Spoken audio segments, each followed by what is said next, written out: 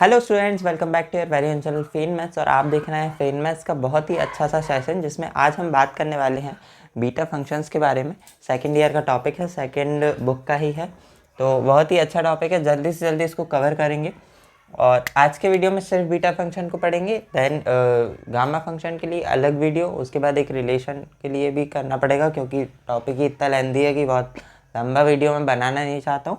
तो आज सिर्फ इसकी डेफिनेशन और इसका यूज़ पढ़ेंगे, इसकी प्रॉपर्टीज़ पढ़ेंगे, बट सवाल नहीं करेंगे। कोई भी सवाल एकदम सबसे लास्ट में करेंगे इस सीरीज़ के। तो आइए let's dive into the lecture of mathematics.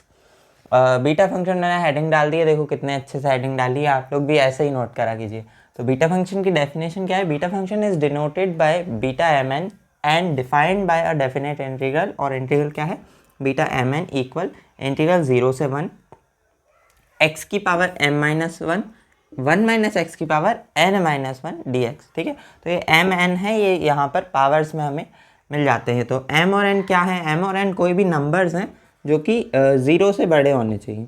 बस ये एक कंडीशन होती है, ये भी इसको यहाँ पर लिखनी है हमें, कॉमा लगा कर लिख देना पेज के सबसे राइट वाले हिस्से में। तो beta function is denoted by beta M N. ठीक है, बीटा भी इसी तरीके से बना है, बहुत अच्छा रहेगा। ठीक है, एकदम नीचे लाइन लंबी कर दीजिए और इसको जोड़िए मत बीच में, एकदम बो के शेप का बनना चाहिए। ठीक है, तो ये हो गया बीटा फंक्शन की डेफिनेशन। अब इसकी 3 प्रॉपर्टीज़ होती हैं, तो वो क्या होती हैं वो भी मैं आपको बता दूं, वो मैंने यहाँ पर लिख दी है प्रॉपर्टीज़। तो बीटा फंक्शन की पहली प्रॉपर्टी होती है बीटा एम एन की वैल्यू बीटा एन एम के बराबर होती है। यानी कि एम और एन को आपस में इंटरचेंज कर दो। वो वाला मीम है ना अक्षय कुमार का, वो वाला, वो ऐसा एग्जैक्टली एम और एन को ऐसे कर देना, तो भी सेम वैल्यू आएगी। ये इसकी एक प्रॉपर्टी है। ठीक है, और पहली प्रॉपर्टी, इसको हम सिमेट्रिसिटी ऑफ बीटा फंक्शन भी बोलते हैं। ऐसा सिमेट्रिसिटी ऑफ बीटा फंक्शन भी लिख सकते हो यहाँ पे ब्रैकेट में। सेकेंड प्रॉपर्टी है बीटा एम एन को हम कैसे लिख सकते हैं? तो इंटीग्रेशन, और ये 0 से इनफाइनाइट है। ठीक है, इसकी लिमिट जो है यहाँ पर लिमिट चेंज हो जाती है और इनफाइनाइट हो जाती है, जबकि मेन जो परिभाषा है वहाँ हमने लिखा है डेफिनेट इंटीग्रल। डेफिनेट इंटीग्रल का मतलब ये होता है कि जो लिमिट्स हैं उनमें इनफाइनाइट नहीं आएगा, वो डेफिनेट कुछ ना कुछ लिमिट मिलेगी आपको। बट ये वाली जो प्रॉपर्टी है, इसके अंतर्गत बीटा एम एन की जो वैल्यू आ रही है वो आ रही है 0 से इनफाइनाइट ये इंटीग्रल, और x की power m minus N upon में 1 प्लस एक्स की पावर m प्लस एन। ठीक है, अपॉन में प्लस आ रहा है, ये चीज़ ध्यान रखना है। अच्छा, इसी को हम ऐसे भी लिख सकते हैं, सेम हमने इंटीग्रेशन लिखा, ये लिमिट्स लगाई, और x की पावर यहाँ पर m माइनस 1 है ना, इसको n माइनस 1 भी कर सकते हैं, नीचे तो सेम ही रहेगा। कैसे कर सकते हैं वो भी मैं अभी आपको बता देता हूँ। देखिए, हमने पहली प्रॉपर्टी क्या है? सिमेट्रिसिटी। तो अगर हम इसमें m, इस पूरे में बीटा की ये जो वैल्यू है, इसको हम m और n को आपस में इंटरचेंज कर दें, तो यहाँ पर n आ जाएगा, और यहाँ पर m प्लस n है तो n प्लस m हो जाएगा। ठीक है, अब प्लस ही तो है भाई, आगे से आगे पीछे के जोड़ दो या पलट के जोड़ दो, आंसर तो सेम ही आना है। तो अपॉन में सेम रहेगा और ऊपर n माइनस 1 हो जाएगा। तो ये भी एक प्रॉपर्टी है, इसको इसी तरीके से इसको भी यहाँ भी लिख ही लेना आप नोट्स में। और बीटा एम एन की एक वैल्यू होती है साइन कॉस के फॉर्म में होती है, तो वो होती है 2 इंटीग्रेशन 0 से π/2 sine 2m minus 1 theta cos 2n minus 1 theta. ये 2m minus 1 2n minus 1 powers हैं। ठीक है, साइन की पावर 2m माइनस 1, कॉस की power 2n minus 1 D theta. तो ये होती हैं इसकी प्रॉपर्टीज़। अब आइए देखते हैं इसकी फर्स्ट प्रॉपर्टी का प्रूफ। तो देखिए, फर्स्ट प्रॉपर्टी क्या है? बीटा एम एन की वैल्यू बीटा एन एम के बिल्कुल ही बराबर होती है। तो बताता हूँ आपको कैसे प्रूव करेंगे इसे। सबसे पहले हम लिखेंगे कि beta by beta functions definition, by beta function, function को ऐसे f लिख के ऊपर छोटा सा n लगा के ऐसे आप लिख सकते हो। ये इसीलिए लिखता हूँ बार बार, ताकि आपको भी पता चल जाए कि ऐसे हम शॉर्ट में लिख सकते हैं नोट्स में। By beta functions definition,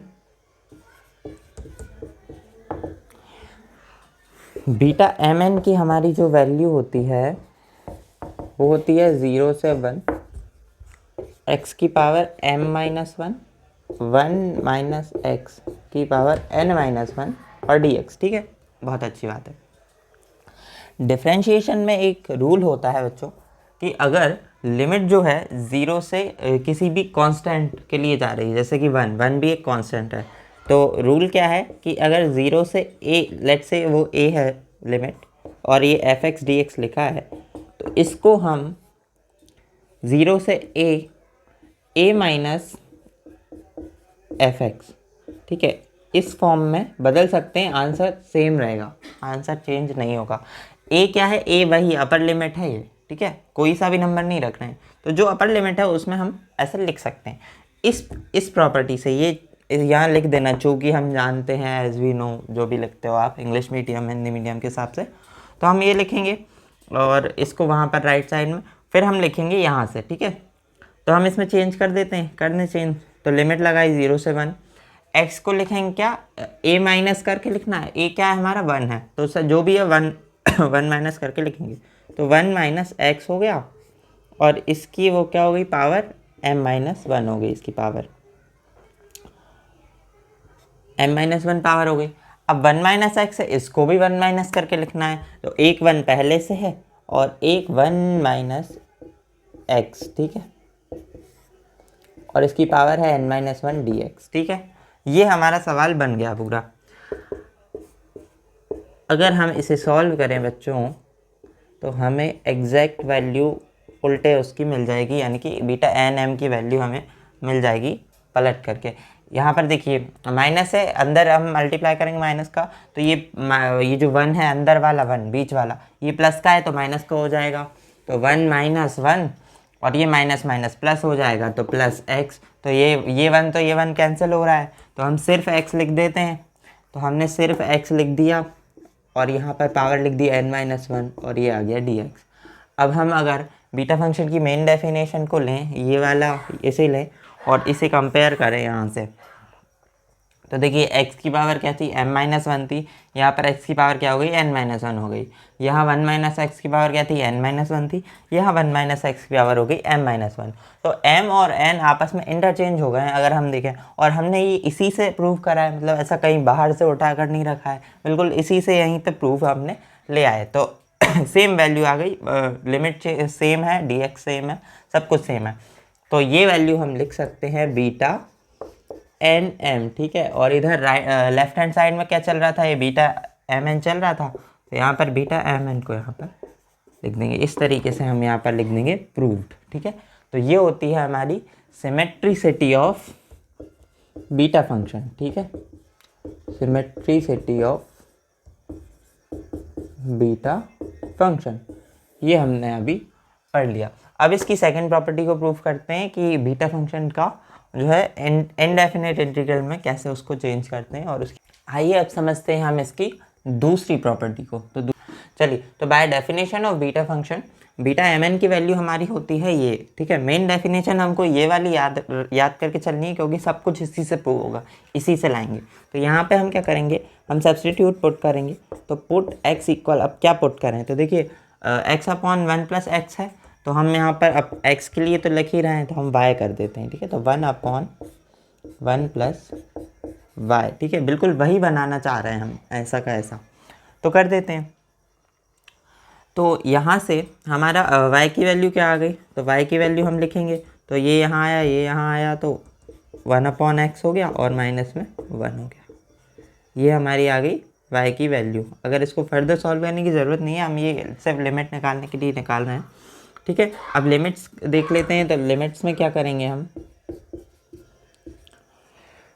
limits में हम देखिए x की जो लिमिट्स हैं कहाँ गई, ये वाली है, x की जो लिमिट्स है वो हम इसमें रखेंगे, इस वाले सॉल्यूशन में, और देखेंगे कि क्या आंसर आता है। तो सबसे पहले लोअर लिमिट रखते हैं, तो x इक्वल 0 पर y क्या रिजल्ट दे रहा है, और x इक्वल 1 पर y क्या रिजल्ट दे रहा है, ये हम देखते हैं। तो x इक्वल 0 रखा तो भाई 1/0 इन्फाइनाइट हो जाएगा, फिर माइनस प्लस कुछ भी करते रहो, आंसर तो इन्फाइनाइट ही रहेगा, ठीक है। यहाँ पर तो x इक्वल 0 पर y क्या रिजल्ट दे रहा है, इन्फाइनाइट, ठीक है जी। अब x इक्वल 1 पे क्या रिजल्ट दे रहा है देख लेते हैं, तो यहाँ पे 1 रखेंगे तो ये पूरा 1 हो गया, 1/1 1 हो गया ना, और 1 माइनस 1 0 हो गया, तो x इक्वल 1 पर y क्या रिजल्ट दे रहा है, 0 दे रहा है। तो लिमिट हमारी हो गई इन्फाइनाइट से 0। अभी हम उसको चेंज करेंगे, आप चिंता करने की कोई हमें ज़रूरत आपको नहीं है, हम उसको अपने आप वो जो है चेंज हो जाएगी ओवर द सॉल्यूशन। तो अब इसमें हम ये वाली सवाल में यहाँ से लेते हैं बीटा फंक्शन की डेफिनेशन, और मैं राइट हैंड साइड ही लिख रहा हूँ डायरेक्ट। तो मैं यहाँ पर लिमिट चेंज कर दी मैंने, इन्फाइनाइट से 0 कर दिया, ठीक है। x की जगह हमें ये पूरा लिखना है, ठीक है। तो 1/1 प्लस y की पावर हमारा क्या है, m-, ठीक है। फिर यहाँ पर लिखेंगे तो 1/1 प्लस y की पावर क्या है, n-1 है, ठीक है। अब यहाँ से हमें dx की भी वैल्यू निकालनी पड़ेगी, तो वो मैं यहाँ निकाल देता हूँ, यहाँ पर जगह नहीं है। तो यहाँ पर मैं dx की वैल्यू निकाल देता हूँ। हाँ, ये तो dx की वैल्यू आएगी 1/1 प्लस y है, तो ये आ गया, इसको हम ऊपर ले जाएंगे।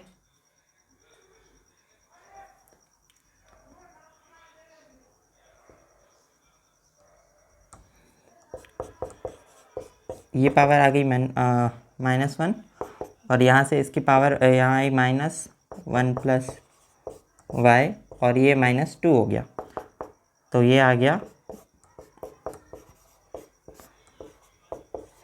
dy, माइनस का 1/1 प्लस y, और इसकी पावर 2 आ गई और dy, ठीक है। तो एक पावर हमने बढ़ा ली है। अब ये जो माइनस है, यही हमारा लिमिट चेंज करने में हमारा काम में आएगा, और ये यहाँ पर अलग है, ये सॉल्यूशन यहाँ से हम इसको सॉल्व कर रहे हैं।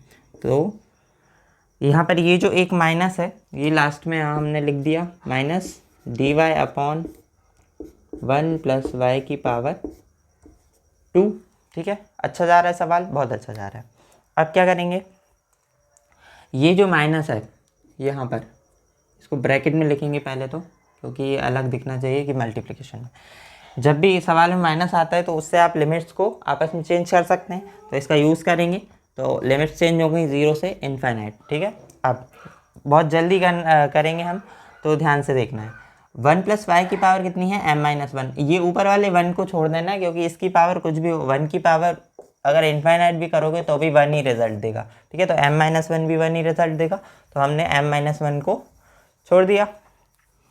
यहाँ पर क्या आ रहा है, ये वाला रिजल्ट क्या दे रहा है, हम ये देख लेते। तो 1/1 प्लस वाई है, तो 1/1 प्लस वाई इधर आया, तो 1 प्लस वाई -1, आगे पीछे का 1 कट गया, और अपॉन में क्या बचा, 1 प्लस वाई। तो ऊपर हमें क्या मिल रहा है, वाई रिजल्ट हमें मिल रहा है। तो यहाँ पर हम लिख देंगे वाई रिजल्ट, ये वाला जो मिल रहा है, और इसकी पावर कितनी है, n-1, तो n-1 लिख लिया, कुछ नहीं करा, LCM लिया, और ये पावर जो थी ऊपर न्यूमरेटर जो y मिला उसमें लगा दी, ठीक है।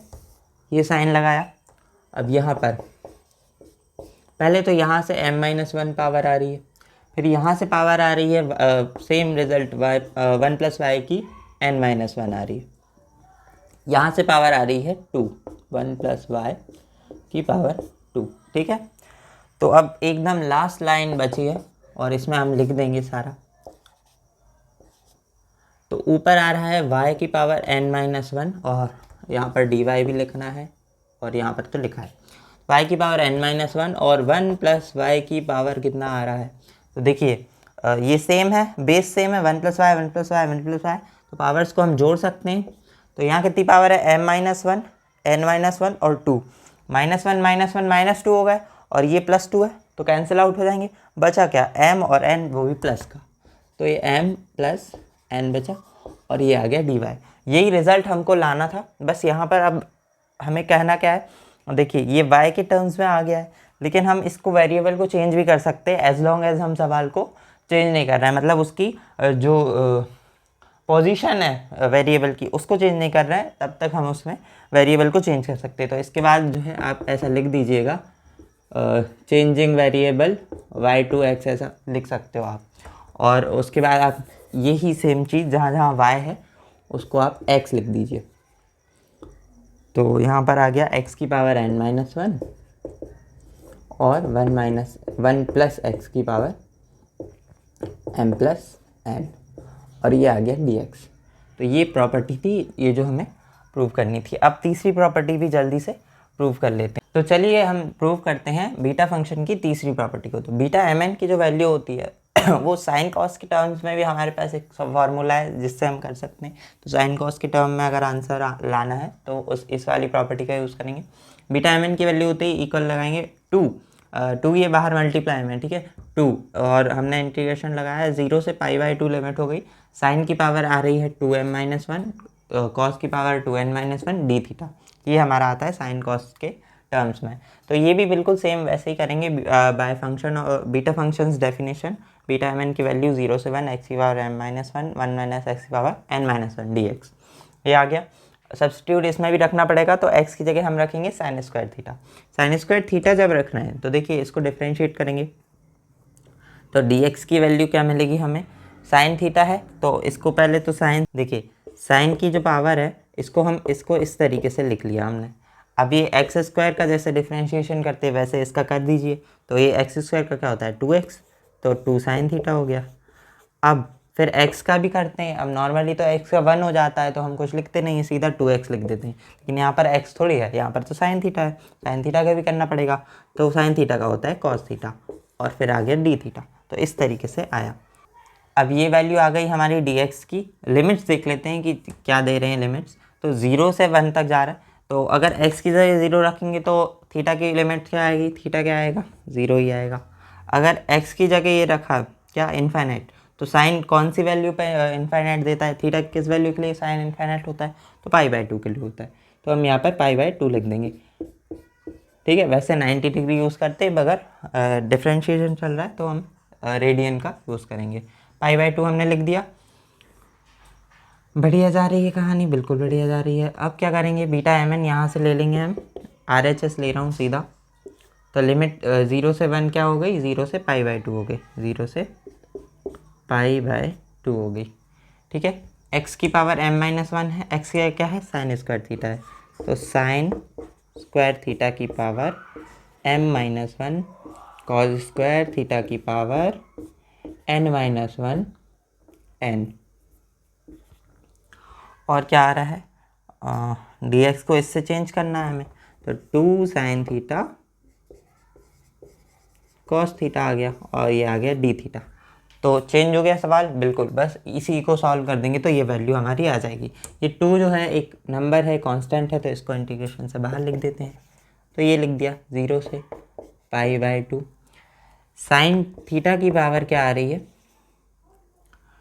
2, और देखिए अब ये पावर पे जब पावर होती है ना, जैसे x की पावर n है और ये पावर n है, तो हम इसको mn करके लिख सकते हैं, मतलब मल्टीप्लाई कर देते हैं। तो ये 2 है और ये पावर है, तो इसको मल्टीप्लाई कर देंगे तो पावर हो गई 2m माइनस 2। ऐसे ही कॉस के साथ हुआ तो 2m माइनस 2। ठीक है, और यहाँ पर एक एक पावर और है, तो अगर थोड़ा सा डायरेक्ट ही कर दूँ, तो देखिए यहाँ पर साइन थीटा ही है ना बेस, तो ये पावर मल्टीप्लाई होगा, इतना तो समझ में आया यहाँ से। फिर यहाँ पर देखिए बेस सेम है, साइन थीटा पावर कितनी है 1, तो हम इस पर भी ऐड कर सकते हैं पावर, तो ये साइन थीटा हो गया। फिर कॉस थीटा के लिए सेम चीज़ करेंगे, एग्जैक्ट सेम, तो 2n माइनस 2 प्लस 1, और ये आ गया हमारा डी थीटा। तो यहाँ से जब हम सॉल्व करके लिखेंगे तो हमारा वही आंसर आ जाएगा जो हमें चाहिए था, π/2 साइन थीटा की power 2m minus 1 cos theta की power 2n minus 1 D theta. ये आ गई हमारा आंसर, फाइनल आंसर। और इसको ये बीटा एम एन LHS में था तो ये यहाँ हम लिख सकते हैं। तो इस तरीके से इसकी तीनों प्रॉपर्टीज़ को हमने प्रूव कर दिया। अच्छा एक बात और, पिछली जो प्रॉपर्टी हमने प्रूव करी सबसे लास्ट में जो हमने लिखा था x की पावर m माइनस 1 और 1 प्लस एक्स की पावर m प्लस 1, इसमें एक चीज़ और मैं बताना भूल गया। जैसे ये तो आपने m के लिए प्रूव कर दिया, बट हो सकता है n के लिए भी मतलब प्रूव करना पड़ जाए, या फिर एग्जामिनर जो है वो सोचेगा ना कि भाई प्रॉपर्टी तो पूरी n के लिए भी होती, तो उसके लिए प्रूव करो। कुछ नहीं करना है, सिंपल है। जब पूरा सवाल अपने लास्ट तक आपने ऐसा किया, ये लिख दिया, इसके बाद आप लिख देना बाय सिमेट्री ऑफ कौन सा beta function beta M N की जो वैल्यू होती है वो बीटा एन एम के इक्वल होती है। जब ये लिखोगे आप तो इसमें m और n को इंटरचेंज कर देना, तो ये बन जाएगा x की power n minus 1 plus X की पावर m प्लस n। ठीक है, नीचे तो प्लस है तो वो तो सेम ही रहेगा, यहाँ ऊपर n आ जाएगा। तो सिमेट्रिसिटी वाली जो होती है प्रॉपर्टी, उसका यूज़ करके आप n के टर्म्स में भी लिख सकते हो। अब 2 लाइन लगेंगी क्योंकि आपको पूरा फिर से नहीं करना पड़ेगा प्रूव, और बाकी अगर वैसे करना चाहते हो तो भी सिंपल है। जो सब्स्टिट्यूट आपने x की जगह रखा है तो उसको फिर आप 1 माइनस एक्स वाले में रख लेना, तो वो चेंज कर दोगे तो ऐसे भी आ जाएगा। तो बहुत ही ईजी था। बीटा फंक्शन हमने पढ़ा, डेफिनेशन पढ़ी और इसकी 3 प्रॉपर्टी पढ़ी और तीनों को प्रूव करना भी हमने देख लिया है। अब हम अगले वीडियो में मिलेंगे जब मैं आपको बता रहा हूँ गामा फंक्शन। गामा फंक्शन की भी 6 प्रॉपर्टीज़ हैं तो उनको प्रूव करेंगे और बढ़िया से पढ़ेंगे। तो पढ़ते रहिए, हंसते रहिए और मैथमेटिक्स सॉल्व करते रहिए। मैं मिलूँगा आपसे इसके अगले वीडियो में। तब तक के लिए जय हिंद, जय भारत।